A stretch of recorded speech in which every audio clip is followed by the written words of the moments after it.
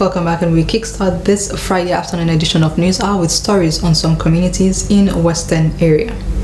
Now, residents of Adonkia have voiced their frustration over the deteriorating condition of Cemetery Road. The road, riddled with potholes, poses significant challenges, particularly during the rainy season when it becomes slippery and muddy.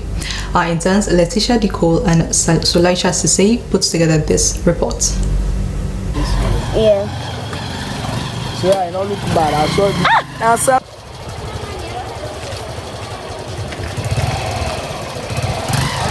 The Cemetery Road in Adonkia connects popular areas like Dodo and Meshkem, but it has been in a deplorable condition for years. The situation has left many residents in the community frustrated. Head of Bike Riders Lansana Sharif, who plies this road almost every week in the last 8 years, said the condition of the road was getting worse. The previous time will be worst part, so sometimes as we can see dry season and the youth they can come together, they will lock or so. But whenever rain they come, it will wash up the first place.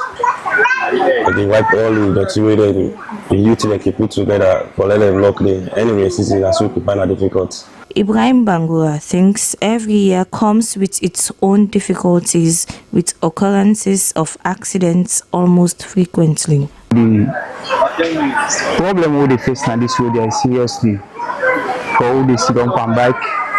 Next, you don't need to restart. You go the bad seriously.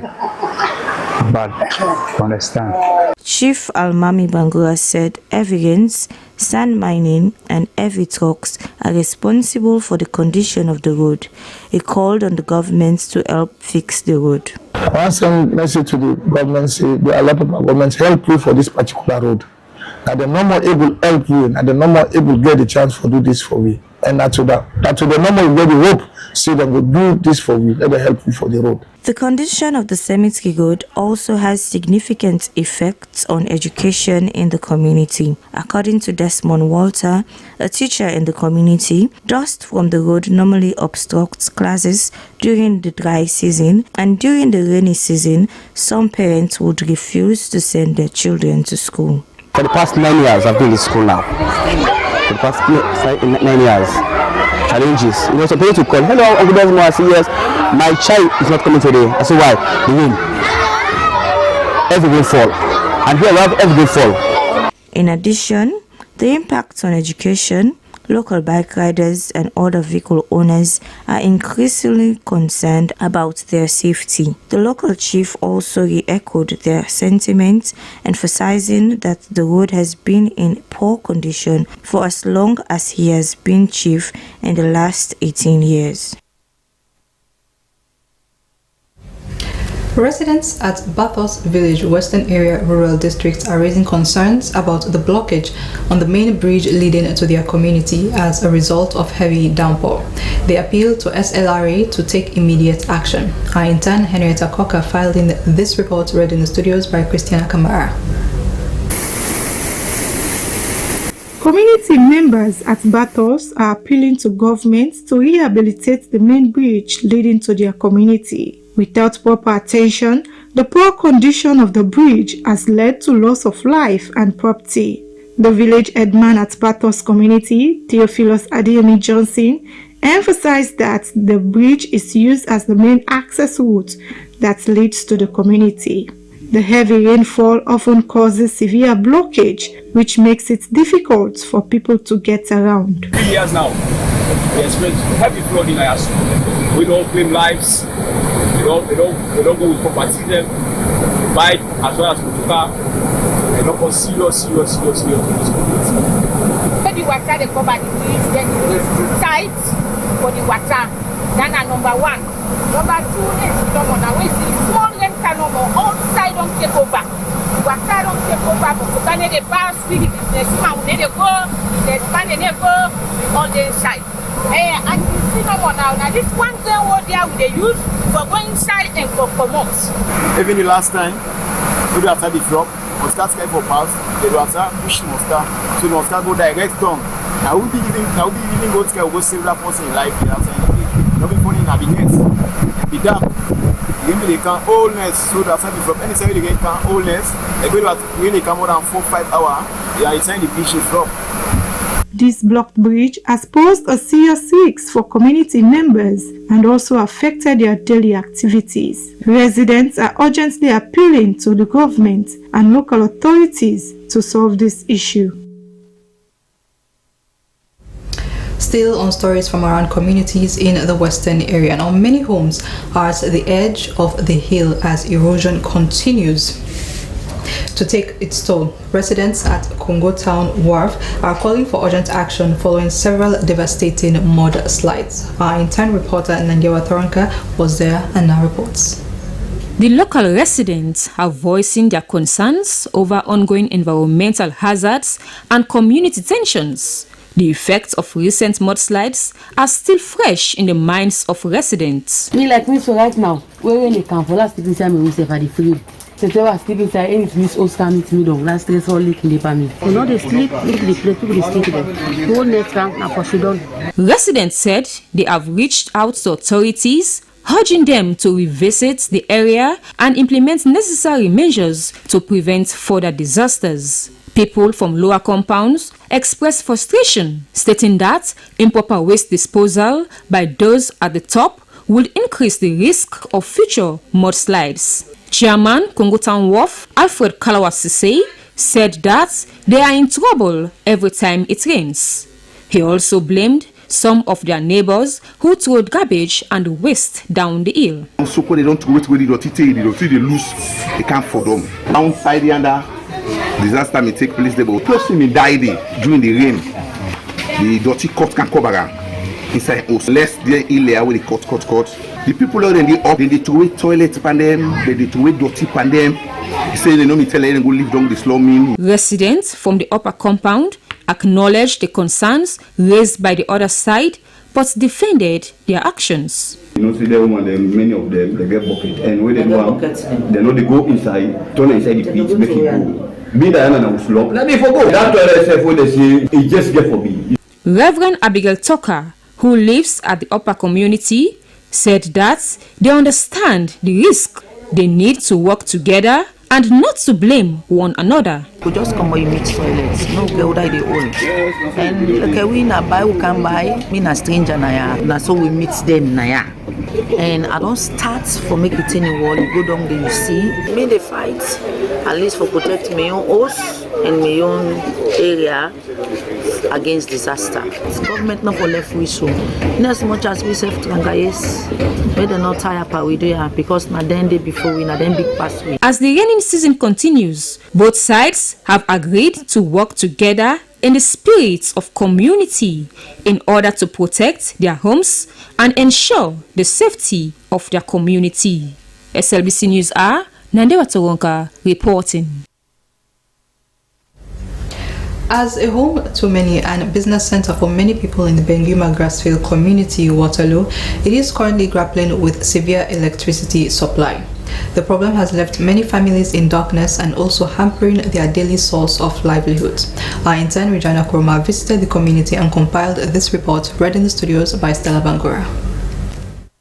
Benguma Grassfield is a large community as well as a business center in Waterloo. The community comprises Fuller Town, Soja Street, York Road and Kamara Lane. Residents here have endured a prolonged power outage for months, a situation that has sparked frustration and concern. Many families rely on electricity for their basic needs such as business operations, cooking and education. Abubakar Mansai expressed his discontent, stating that they have repeatedly engaged with the electricity providers about their plights, but the problem remained the same. Very poor. Okay. And some of the people themselves, they got missing. Even when they call them for them doing installation, they are there to do. So for us, everything's alright and alright. At times we can be nearly 2 weeks, we can get like to 12. A disgruntled Hawajalo said they were tired of contributing towards electricity while seeing no improvement in service. The electricity and give me 1 and 2 tape for the week. Not able to get light. Nothing freeze and they go on. Also, that's a lights. Not see better lights now. She emphasized the need for authorities to take immediate action to address these issues and restore reliable electricity supply to their community. Alhaji Mustafa said the electricity crisis was negatively affecting businesses and domestic activities. We undergo a lot of constraints. The challenges are beaucoup. Because the light is like the lights per lamp, you make up blind, you understand, on and off. Really enjoy lights, appliances and the top up, you enjoy nothing.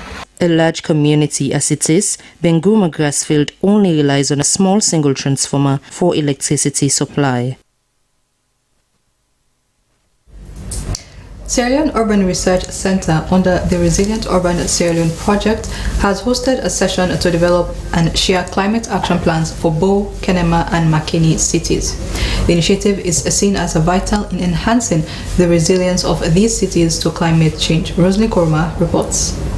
The workshop brought together key stakeholders, including local government officials, urban planners, and environmental experts, to discuss climate action plans for Bo, Kenema, and Bombali districts.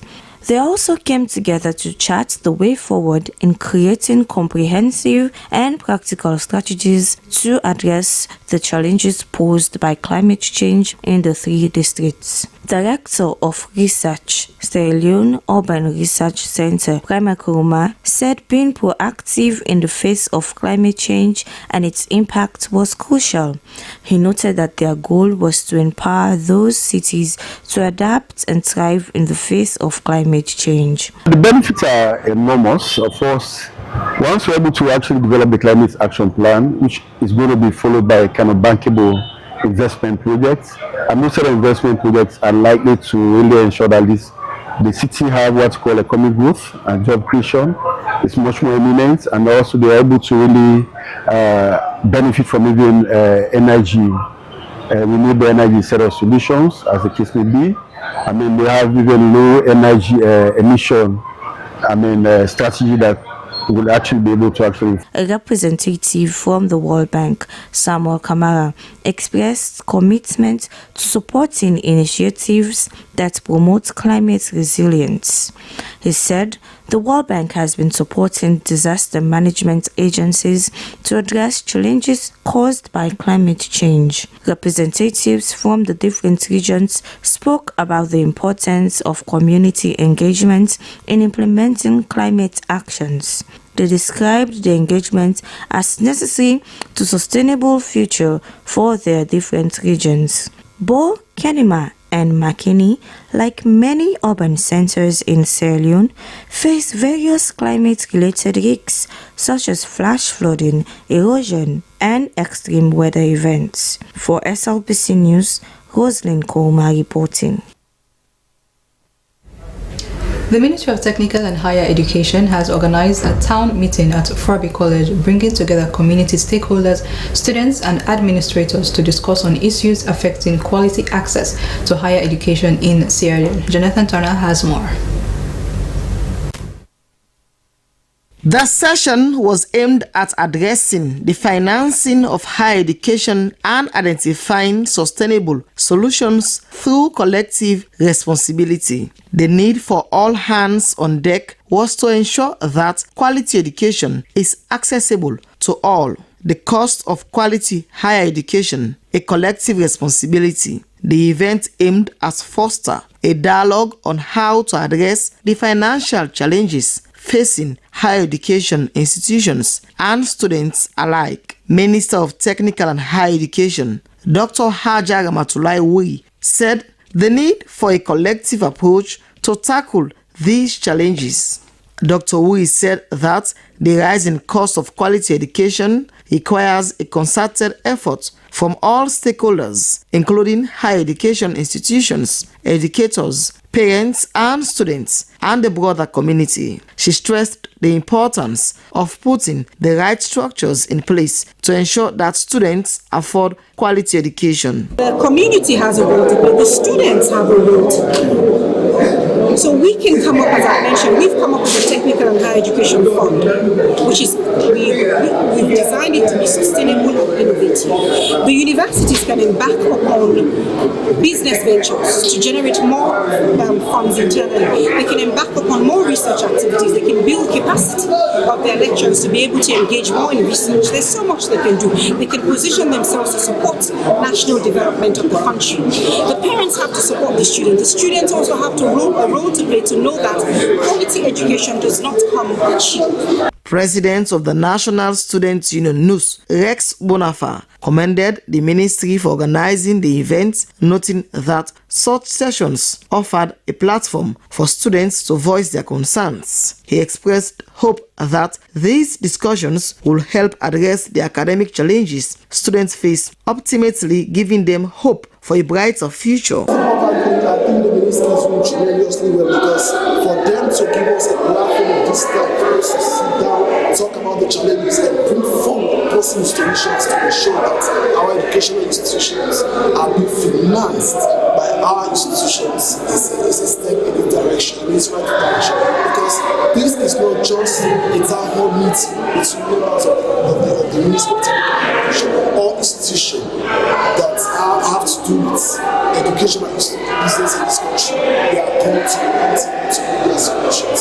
So therefore, I think this will be a step in the direction, and I am hopeful that all of the suggestions and recommendations that are being put forward will be taken into consideration. The town hall session also featured an interactive discussion where participants shared insights on the role of various stakeholders in improving the quality higher education, particularly in light of the financial challenges many students face. The Ministry of Technical and Higher Education reiterated its commitment to ensuring that education remains a priority on the national agenda, as it continues to seek collaborative ways to address the needs of students and educational institutions across the country. For SLBC News, Jonathan Turner reporting.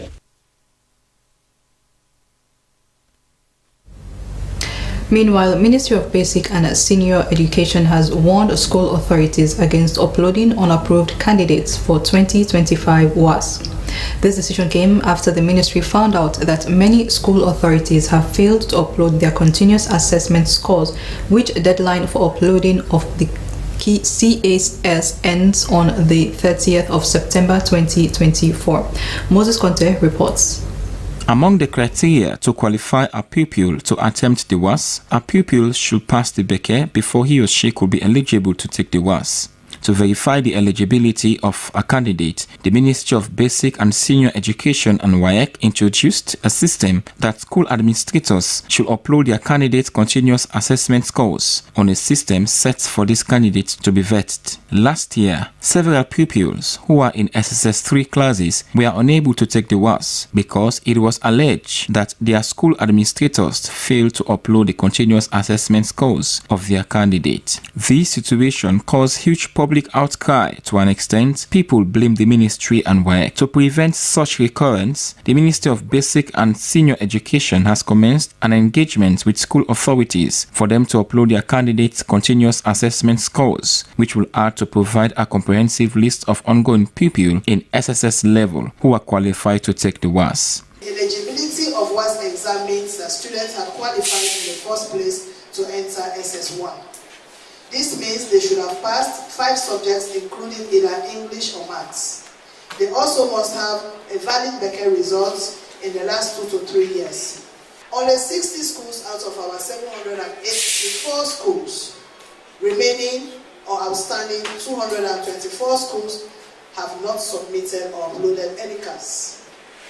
A total of 86,355, which was entered and cleared. Only 8,013 students have uploaded. Regional Secretary, Western Region, Sierra Leone Teachers Union, Fodo Kuyate, call on the ministry to be robust in their engagement in making sure they meet their targets for the remaining schools to respond before the 7 days deadline. We are worried that within this week, this 1 week, except God help us, most of our children are going to suffer again this year. Out of 784 schools to be uploaded, only 60 schools. Let us be fair with ourselves. There is no magic we are going to play.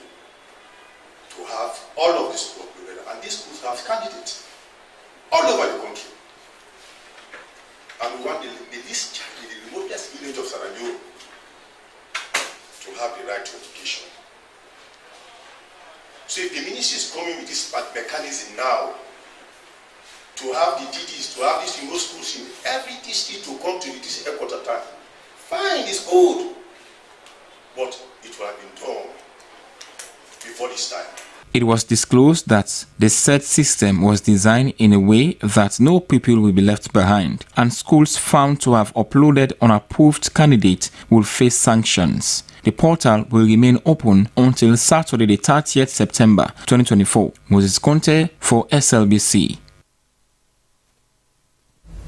Now to the office of the First Lady. First Lady Fatima Bio has said foster care system plays a crucial role in providing safe environments for children who have displaced or orphaned due to conflicts. She was speaking at the Global Call for Action on a Voluntary Envoy event in New York, hosted by the First Lady of Turkey in collaboration with UNICEF, where she calls on government and non-governmental organizations for a collaborative effort to bring out lasting change in the lives of children around the world. Mariam Asuma reports. During the Call for Action on Voluntary Envoys in New York, First Lady Fatima Madabio emphasized on the critical need for the protection of children, noting that many children have been given the chance to experience love and stability through foster care. I call on all our governments, local partners and non-governmental organizations to continue to increase their support for foster care initiative. We must work together to ensure that foster families have the resources, they have the training and guidance they need to provide the best care possible for our children. She noted that Sierra Leone already has ongoing initiatives aimed at improving child welfare, which she was so proud of. I'll continue to work tirelessly to ensure that every child, no matter their background, is given the opportunity to live in a safe and a nurturing environment. I want to encourage each of you, thank you. I want to encourage each of you to consider how you can be part of this movement, whether by becoming a foster parent yourself or by supporting existing foster families in your communities. She lauded the First Lady Emin Erdogan of Turkey and UNICEF for organizing the event and took time to speak on Israel and Hamas crisis, which has destroyed the lives of innocent children who now need support and care. Madam Fatima Madabio called on leaders to do all they could to advocate for peace and provide aid to those in need all over the world. In her statement, the First Lady of the Republic of Turkey, Emin Erdogan, said there is 12% annual increase in foster family capacity each year, which shows that their efforts are paying off. As a nation, she went on, they are pleased to have placed nearly 10,000 children with long-term foster families, and that for those children who remain in institutions instead of care centers, they will focus on providing attention, trust, and a sense of family. For SLBC, Maria Basuma reporting. Thursday was World Contraception Day, and in commemoration of the day, UNFPA handed over contraceptives and life-saving maternal health medicines to the Ministry of Health. At a press conference where the handing over took place, the organization raised awareness on the importance of access to safe and effective contraception. Christina Kamara witnessed the event at Atlantic Hotel in Freetown. Sierra Leone still faces challenges in reproductive health, including high rates of teenage pregnancy and maternal mortality. According to the 2019 Demographic and Health Survey, 21% of young girls aged between 15 and 19 have begun childbearing. The survey indicates amid this, government has made notable commitments to strengthening family planning, and the use of modern contraceptives has increased from 8% in 2008 to 24% in 2019. However, there remains a high unmet need for family planning, particularly among married adolescent girls. According to UNFPA country representative Nadia Rashid, between 2019 and 2023, UNFPA has invested $13.8 million in contraceptive supplies and an additional $1.8 million for strengthening health systems. In 2023, 640,000 women were using modern contraception in Sierra Leone, helping to prevent an estimated 240,000 unintended pregnancies, 87,000 unsafe abortions, and 770 maternal deaths.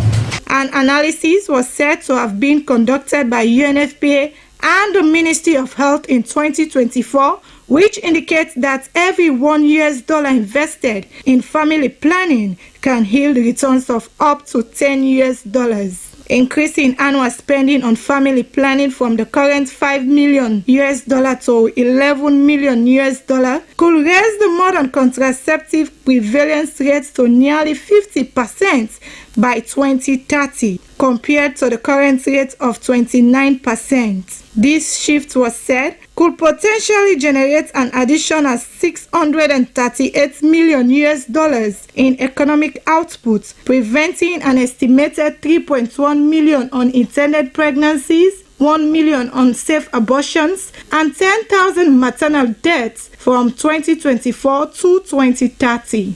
Deputy Minister of Health 1, Dr. Charles Senesi, said the government of Sierra Leone and UNFPA have signed a supplies partnership which compact aimed at progressively increasing domestic financing for reproductive health supplies. Sierra Leone is a low middle income country. Resources are hard to come by. So whenever we have people coming closer to us to make sure that we realize the dream of this country, we very much appreciate, especially the Ministry of Health, where we have that life stage model of care, that patient-centered care, which means from conception to senior citizen, we take care of all the factors that affect the patient along that journey of life, including contraception and the rights to what to do with your body. UNFPA, the United Nations Sexual and Reproductive Health Agency, was said to be instrumental in ensuring access to modern contraceptives in Sierra Leone, with a commitment to ending unmet needs for family planning, adding that they have supplied 90% of modern contraceptive needs for the public sector. A youth and adolescent advocate, Rosalind Judy, who spoke about the challenges and misconception of contraception, said confidentiality, limited response to the needs of adolescents and young people were major challenges. UNFPA is the United Nations Sexual and Reproductive Health Agency. Its mission is to deliver a world where every pregnancy is wanted, every childbirth is safe, and every young person's potential is fulfilled. SLBC News in Freetown, Christiana Kamari reporting. Now, even as the world commemorates Contraceptive Day, some people disapprove their use due to some negative effects on women in particular. Our interns Suzannette Bassi and Abubakar Kamara dived deep to unravel the goodies and challenges associated with contraceptive. This report was read in our studios by Emmanuel Samora. Contraception, usually called contraceptive, is the use of medicines, devices, or surgery to prevent pregnancy. There are different types of contraceptives, and some are reversible whilst others are permanent. Jadel microgonal condoms, among others, are some of the contraceptives used to prevent unwanted pregnancies and also help prevent sexually transmitted infections. In Sierra Leone, condom is said to be the most sought after contraception, mostly used by men. About 24% of the teenage population in the country, the Planned Parenthood associations disclose, are the ones going for either of the contraceptive treatments. Family planning contraceptives, they work with the hormones. So sometimes if you start to take her, it will become dizzy. Some people will tell you, say they make her become fat. Some will tell you, say it will make her become thin. But most of these people, when they say these things, they are all myth and misconception. Because imagine we all eat less, but not all we all bump, not all we all get big belly. So that just tell you the varieties of views them we can come. But I make get different types them way available. If you feel say you're not too comfortable with this method, there's another method for you. Even though the idea behind the use of contraception is to ensure better family planning and also prevent sexually transmitted infections, yet there are mixed feelings, especially among women, on its use. Ellen Dumbuya, a local businesswoman, expresses her dissatisfaction over the usage of contraceptive because she tried 3 different kinds of contraceptives, but none of them works. Instead, they negatively affected her. This 27 at the talk so family plan, me, I been don't take them. Nothing way it be say it no good. I go take coil, I put them. So I dey pandande, I don't can get belly. The coil dey I get the belly. Then where I get the belly now, where I can born, now twin I can get. I born the one I'm a Kenny, but in all live. But this one I didn't have my belly. This woman will get this shop. 9 left na the belly. So 9 they send me to Dr. Pridi for can see the picking.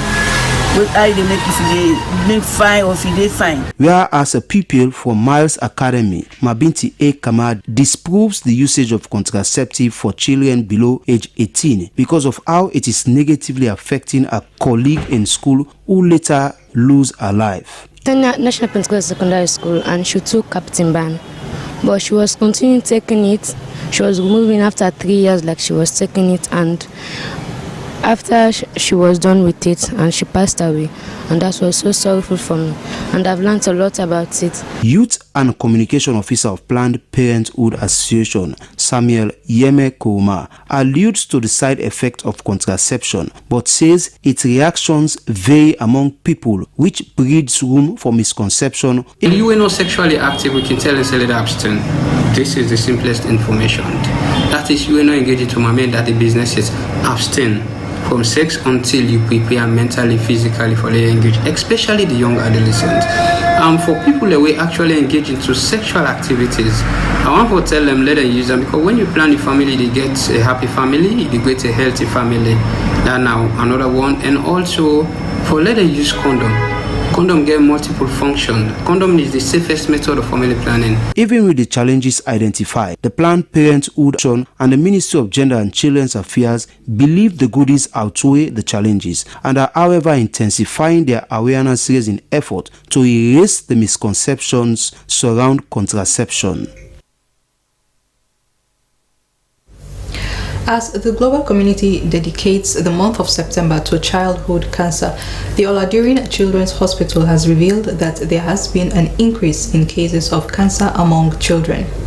This period, marked by community events, media engagement and training, serves as a vital platform for raising awareness, particularly in developing nations like Sierra Leone. Jonathan Turner tells us more.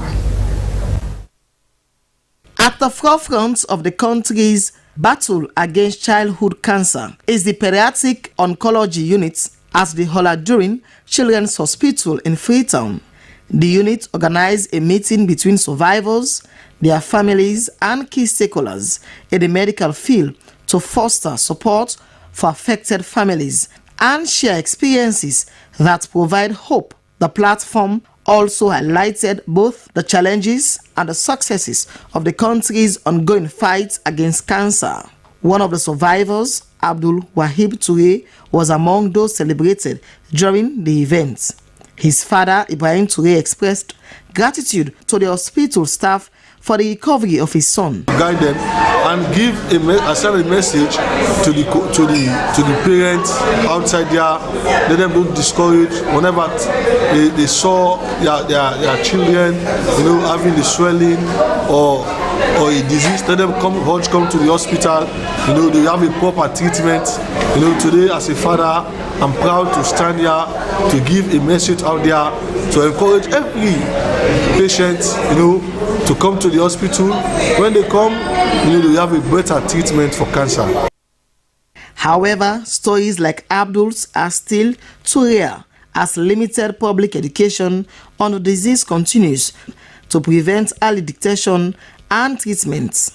Medical practitioners at the Pediatric Oncology Unit said many parents bring their children for treatment only when the cancer has reached its worst state. This, they went on, reduces the chances of survival. Children who die from cancer. We talk about the early warning signs. So that means what you should look out for so that you would come to the health facility and we can test and see if really it's cancer or not. Then we can manage this child. And if we start with the treatment early enough, we're more likely to heal that child. Cancer, to this advocacy, people are coming in, people are thinking of it now. But unfortunately, most of them are coming late. That's the problem. Because the thing with cancers in children are different than that in adults. They're not the same type.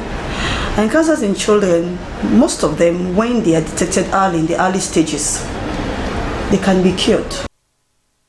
Although the doctors were said to be committed to improving the survival rates, healthcare workers called for increased community awareness about the signs and symptoms of childhood cancer. They said public knowledge combined with timely access to treatment could drastically improve the survival rates among children. Of the work that we've been doing, that yes, in collaboration with Oleduri and Well Body Partnership, we are saving lives. So there are more, to understand that there are more who were not here today, but the 27 are just testament, a clear testament to it that it's a good trajectory, it's a good way to go, to voluntarily donate blood to save more lives. Local and international organizations have been rallying to support those efforts. Several advocacy groups called for more community-based education campaigns and urging the public to donate towards cancer treatment and support services for young patients. For SLBC News, Jonathan Turner reporting. A 3-day session to get inputs from various players in agriculture, including the private sector, on the establishment of the National Agro Dealers Network is underway in Bo. Sierra Leone Research and Agricultural Institute, SLARI, with Ministry of Agriculture and Food Security, described the network as vital to seed production. Moses Conte was there and tells us more. The agricultural sector contributes significantly to the GDP of Sierra Leone. The reason various players in that field have converged in Bo City to validate and finalize the strategy for the establishment of a national agro-dealer network in Sierra Leone. The network, when fully operationalized, will anticipate to supply quality agricultural seeds in order to boost productivity. Project manager Slari Tambajumu said to succeed in the feed salon agenda, having such a body to improve on productivity was timely. We want to create an association wherein if the government or the Ministry of Agriculture or any donor or any partner want to have a contact with agro dealers, there is one point of contact. So our target this year is 2,000 metric tons of certified rice seed and about 800 metric tons of certified maize seed. So this is how serious we are. You know, the minister is very serious. We want to reduce government spending on importation of seed. We have people who have the capacity to produce. This is how Slice project is supporting the feed salon agenda. Agro dealers in fertilizers, seed and vegetable also threw light on the importance of what they will be doing and to align their activities with government agenda. Well, for us, this event is a good idea because Slowly bring all the idea for all the agro dealer to be in one point so that we can get the reality to focus on some of these produce that we are trying to bring out and to complete some of the mission or the vision of the government to feed salon.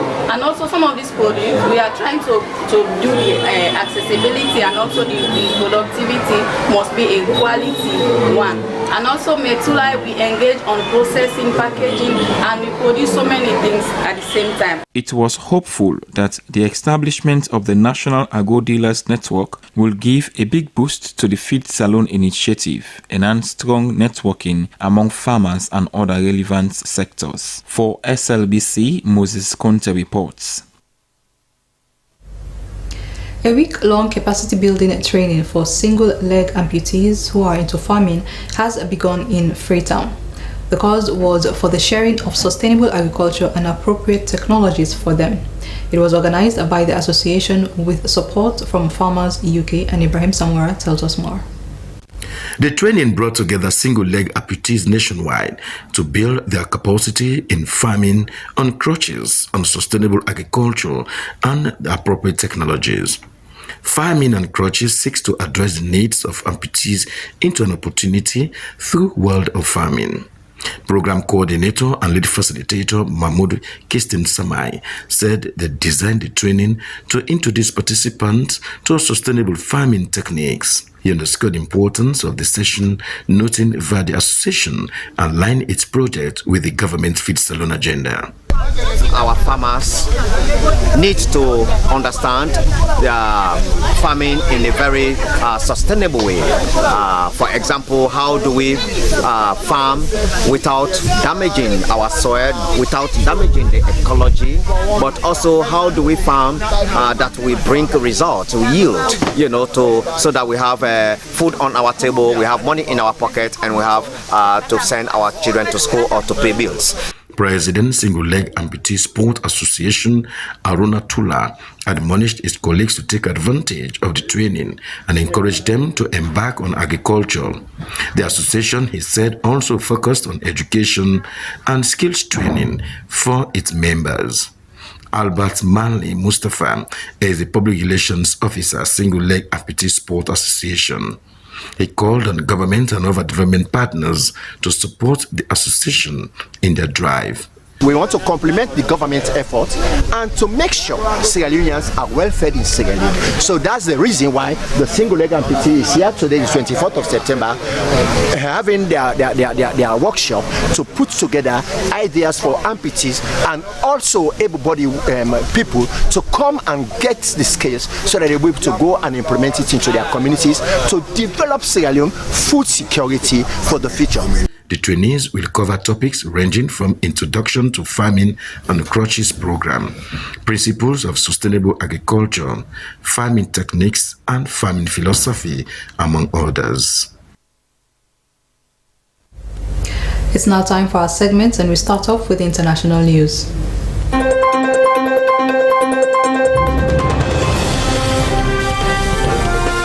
Hello and welcome to International News with me, Cynthia Kamal.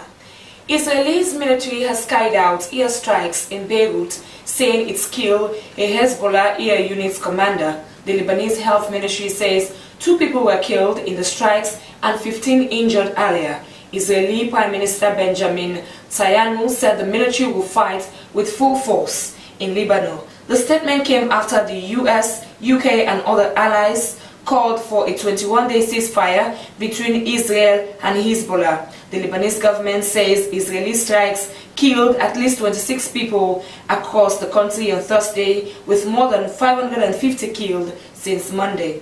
Since 8 October, there has been nearly daily cross-border fire between Israel and Hezbollah. Hezbollah, backed by Iran, says it is acting in solidarity with Palestinians.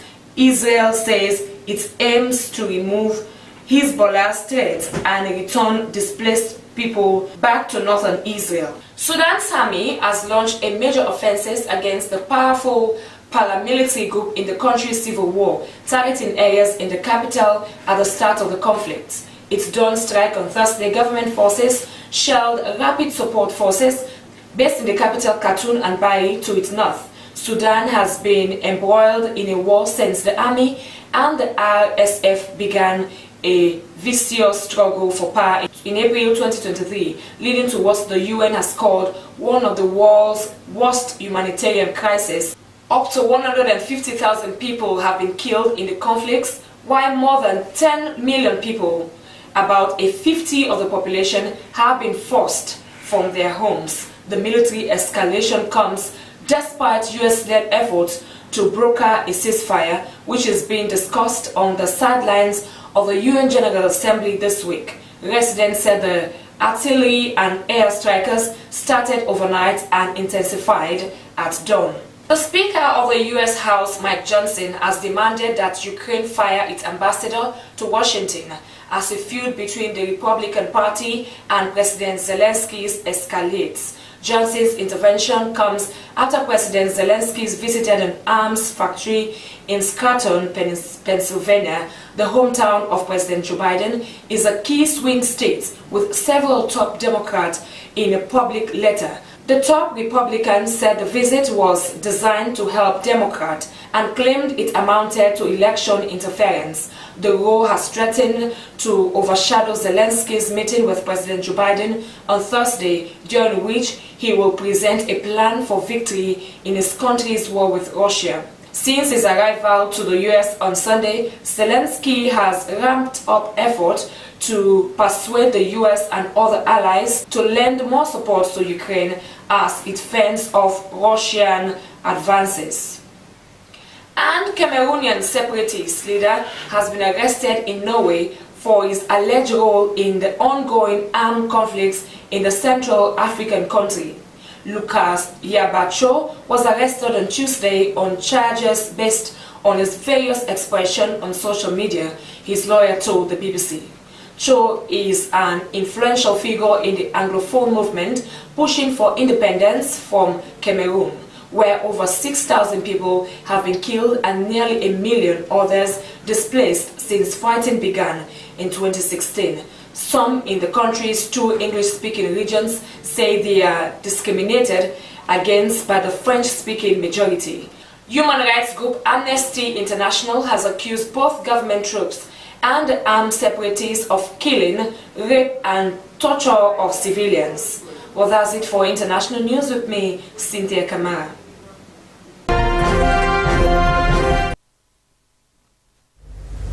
That was international news, and from that we move to entertainment news.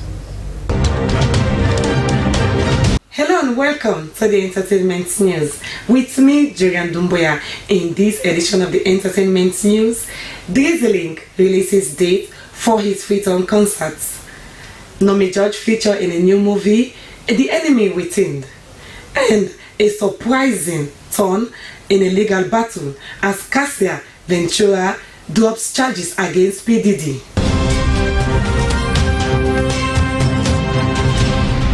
One of Sierra Leone's young and rising stars, Drizzling, has released the date for his Freetown concert, which he posted on his Facebook page. The concert is set to happen in Freetown. Fans can expect an unforgettable night filled with high-energy performances of his chart-topping hits alongside special guest performances. Fans of the artist are encouraged to party with the incredible talent of one of Sierra Leone's finest musical gems. Drizzling has recently made Sierra Leone proud at the international stage. Now we move to something trending. Nomi George is flying the Sierra Leone flag high as the talented reality TV star is making waves in Nollywood and quickly becoming a rising star in the movie industry.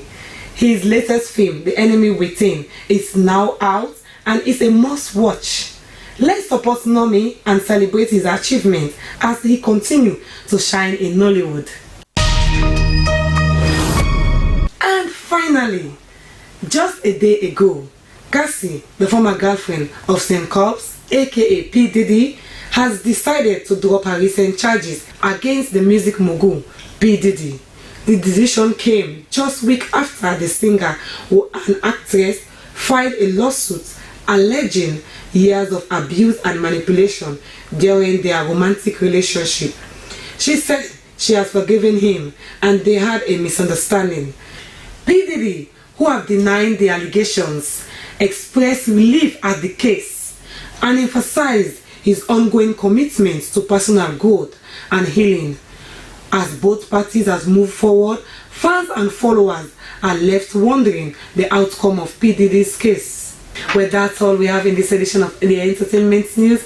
I have been your presenter, Julian Dumbuya. Bye-bye. Thanks to Jorian for that, and from the entertainment news, we move over to our sports update.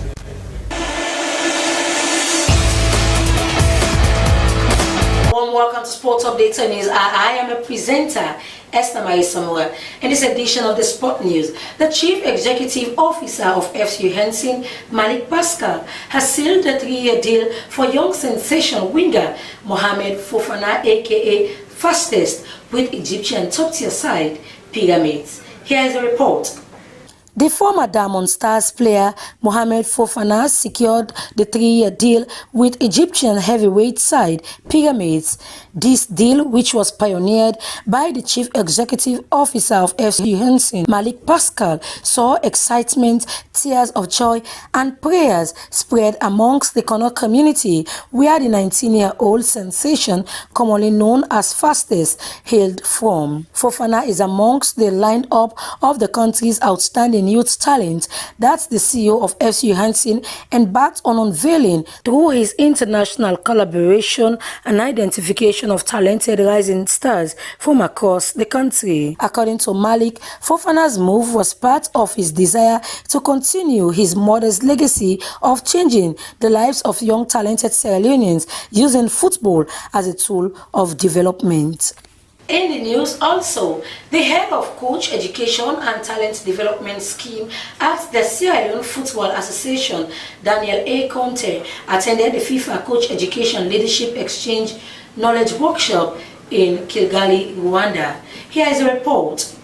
The 4-day event brought together 17 participants from across Africa to enhance the development of football coaching in the continent. The workshop focused on understanding the role of member association coach education leaders, exchanging best practices, and building strategic plans for coach development. Daniel Abdel Conte, the head of Coach Education and Talent Development Scheme, was phenomenal in the course of the training, contributing positively in the sessions. Conte's involvement in the training reflects SLFA's commitment to raising coaching standards and developing local talents. The insights gained from the workshop are expected to strengthen SLFA's coach education framework, supporting the long-term goal of football in Sierra Leone. Well, that's it for Sports Updates on News. I have been a presenter, Esther Marisa Moasin. Goodbye, keep watching the SLBC. That was the Sports Update. Now to end the news, the main points again. Residents of Adonkia have voiced their frustration over the deteriorating condition of Cemetery Road. The road, riddled with potholes, poses significant challenges, particularly during the rainy season when it becomes slippery and muddy. Sierra Leone Urban Research Center, under the Resilient Urban Sierra Leone project, has hosted a session to develop and share climate action plans for Bo, Kenema and Makeni cities. The initiative is seen as vital in enhancing the resilience of the cities to climate change. And Ministries of the Basic and Senior Education has warned school authorities against uploading unapproved candidates for 2025 WASC examinations. Well, that's how we end this edition of News Hour from the SLBC. Have been